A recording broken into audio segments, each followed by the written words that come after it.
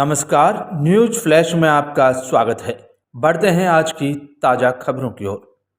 बाबा साहब अम्बेडकर जयंती महोत्सव के अवसर पर सभी अनुसूचित जाति जनजातियों का एक साथ 6 जोड़ों का बाबा अम्बेडकर के छायाचित्र के समक्ष फेरे लेकर परिणय सूत्र में अपने नव दाम्पत्य सुखी जीवन की शुरुआत की।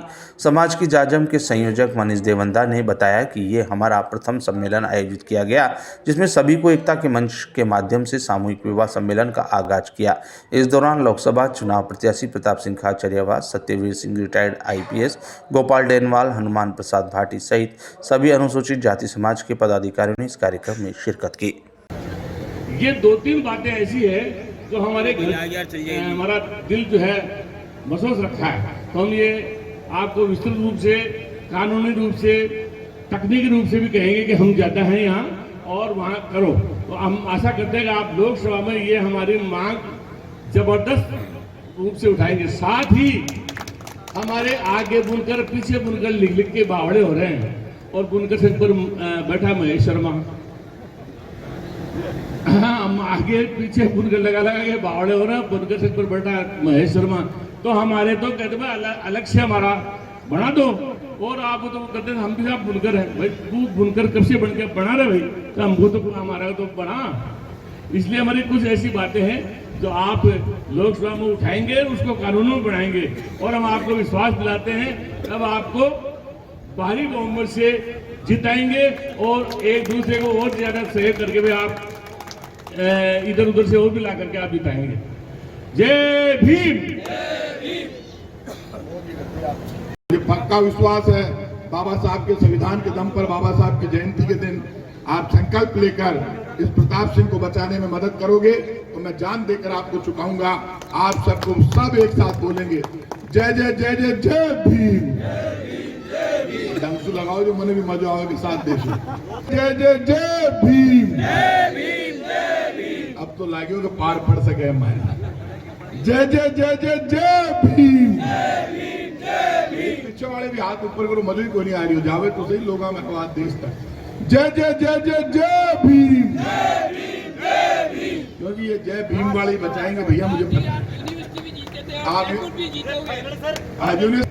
जैसे उदयपुर डिवीजन में हमारा 16% आरक्षण खत्म कर दिया, जो गलत है।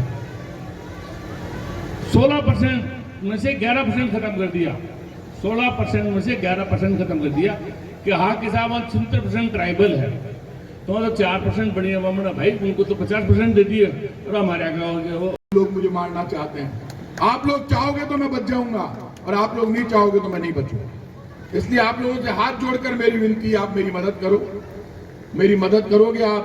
बाबा साहब के संविधान का दिन है और इस संविधान के दिन मैं आपको वचन देकर जा रहा हूं, आपके हर सुख दुख में कांग्रेस से ऊपर उठकर पहले वोटर की बात होगी, पहले आपकी बात होगी, पहले संविधान की बात होगी। ये मैं जबान दे रहा हूं। मैं लोकसभा में पहुंचा तो मैं आपको जबान दे रहा हूं, बाबा साहब के संविधान की तरफ कोई उंगली भी उठा के नहीं देख पाएगा, चाहे कितना भी बड़ा नेता।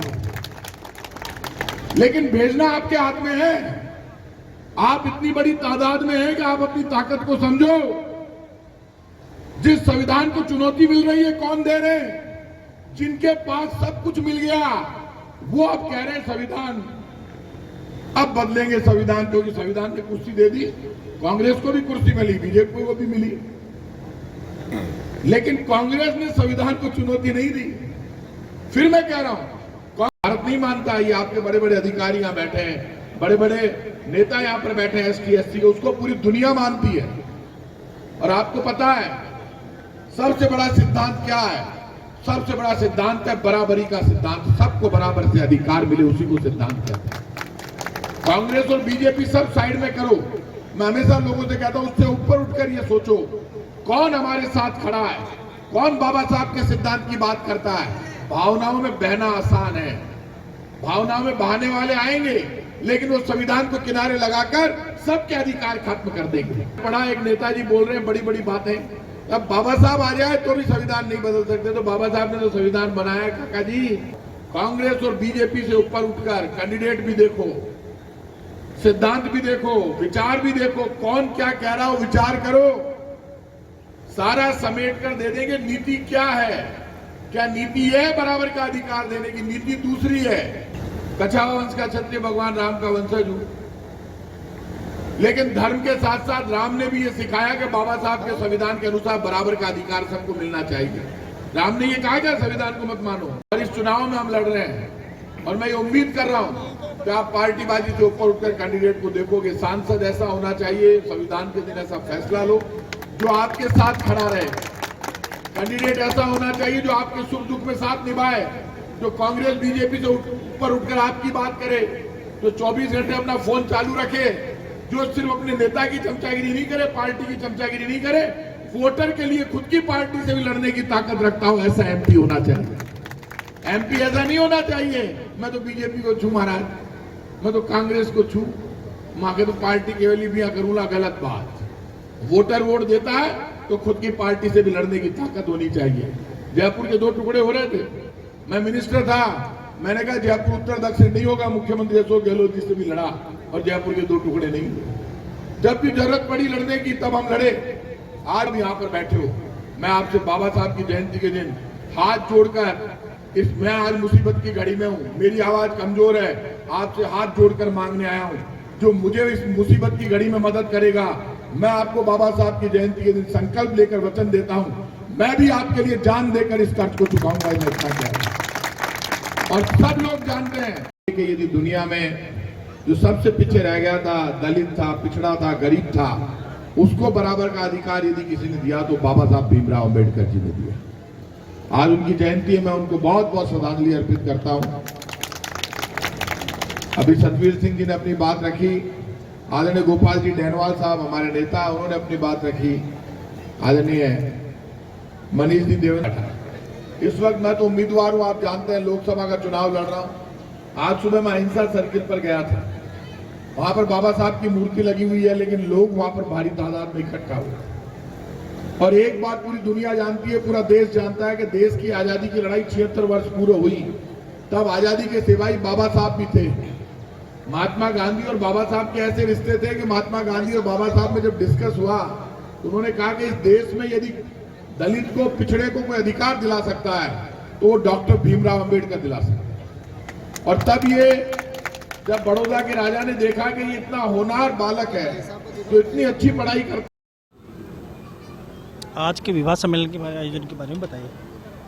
ये हमने समाज की जाजम शुरू करी थी पिछले 7 साल पहले इसका भव्य शुभारंभ हुआ था और इसका मेन उद्देश्य था जो वो बाबा साहब की एक ही लाइन, टैग लाइन थी, समस्त अनुसूचित जाति समाज की एकता।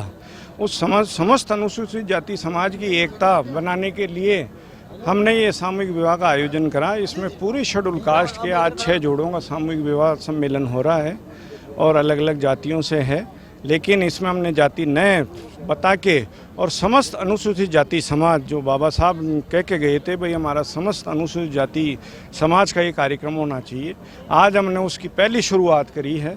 समस्त अनुसूचित जाति समाज, आज से हम यही कह लें भाई समस्त अनुसूचित जाति समाज जो भी आज से जो चालू होगा कार्यक्रम हमारा वो समस्त अनुसूचित जाति समाज के नाम से होगा, न कि कोई जाति विशेष के नाम से। हम ये चाह रहे हैं सभी जो जातियां हैं उनके बैनर के अलग अलग जो कार्यक्रम हो रहे हैं वो सब कार्यक्रम आज से समाज की जाजम के बैनर तले और समस्त अनुसूचित जाति समाज की टैगलाइन के अनुसार एकता के लिए हमने ये कार्यक्रम किया है। ये कौन सा सम्मेलन है सर? इसका ये पहला सम्मेलन है और पहली शुरुआत है समस्त अनुसूचित जाति समाज का सामूहिक विवाह सम्मेलन। समाज को क्या संदेश देना चाहेंगे? समाज को हम संदेश देना चाहेंगे कि आप सामूहिक विवाह में ज़्यादा से ज़्यादा इसमें भाग लें, हिस्सा लें और समाज को फिजूल खर्ची से बचाएं और समाज में दहेज प्रथा को बिल्कुल जड़ मूल से नष्ट कर दें। इस संदेश के साथ ये सामूहिक विवाह आयोजित किया गया है समाज को आर्थिक विपन्नता से बचाने के लिए और आर्थिक समृद्धि देने के लिए।